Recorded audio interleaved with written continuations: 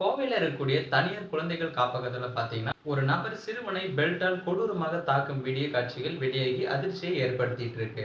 என்ன நடந்துச்சுன்னு வாங்க பார்க்கலாம். நமது சேனல்ல பார்த்தீங்கன்னா, தினமும் நடக்கக்கூடிய பல்வேறு விதமான குற்ற சம்பவங்களை குறித்து உடனுக்குடன் செய்திகள் பதிவேற்றம் பண்ணிட்டு வரோம். நீங்களும் இது போன்ற செய்திகள உடனுக்குடன் தெரிஞ்சுக்க நினைச்சா, மறக்காம நமது சேனல சப்ஸ்கிரைப் பண்ணுங்க.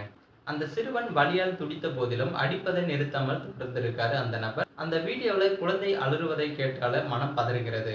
தென்னிந்தியாவின் மான்செஸ்டர் என அழைக்கப்படும் கோவையில் பல்வேறு தொழில்கள் நடந்து வருகிறது. சென்னைக்கு அடுத்து தொழில்துறையில் வளர்ச்சி பெற்ற மாவட்டம் என்றால் அது கோவைதான். இங்க பாத்தீங்கன்னா பல லட்சக்கணக்கான மக்கள் வெளியூர் மற்றும் வெளி மாநிலங்களில் இருந்து குடும்பத்துடன் தங்கி தொழில் கூடங்களில் பணியாற்றி வராங்க.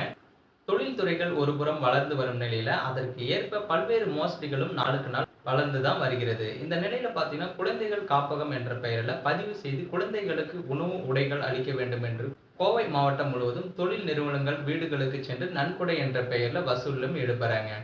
இதனைத் தொடர்ந்து கோவை மாவட்டம் சர்க்கார் சாமகுளம் ஒன்றியத்திற்கு உட்பட்ட கோட்டைப்பாளையம் பகுதியில கிரேசி ஹாப்பி ஹோம் ட்ரஸ்ட் என்ற பெயர்ல தனியார் காப்பகம் ஒண்ணு செயல்பட்டு வந்திருக்கு. அங்க பாத்தீங்கன்னா தாய் தந்தை இல்லாமல் ஆதரவற்ற சுமார் 26 குழந்தைகள் பராமரிக்கப்படுவதாக கூறியிருக்காங்க. அங்க பாத்தீங்கன்னா குழந்தை ஒருவரை அங்கு உள்ள நபர் ஒருவர் பெல்ட்டால் கொடூரமாக தாக்கும் வீடியோ வெளியாகி பரபரப்பை ஏற்படுத்தியிருக்கு. அந்த சிறுவனை அந்த கொடூரம் எதற்காக தாக்குறார் என்றது தெரியவில்லை. தாக்கிவிட்டு ஏதோ மிரட்டலும் விடுக்கிறார். அந்த சிறுவனுக்கு பக்கத்தில் ஒரு சிறுவன் இருக்கிறான். அவன் பயந்தபடியே அவர் அடிப்பதையும் பார்க்கிறாரு.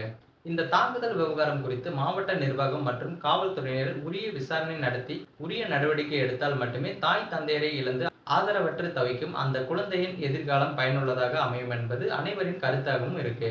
மேலும் மற்ற குழந்தைகளை அழைத்து விசாரணை நடத்த வேண்டும். அந்த காப்பகத்தின் வங்கி கணக்கை சரிபார்த்து உண்மையில் அந்த காப்பகத்திற்கு வரும் பணம் முறையாக அந்த குழந்தைகளுக்கு செலவிடப்படுகிறதா என்பதையும் கவனிக்க வேண்டும்.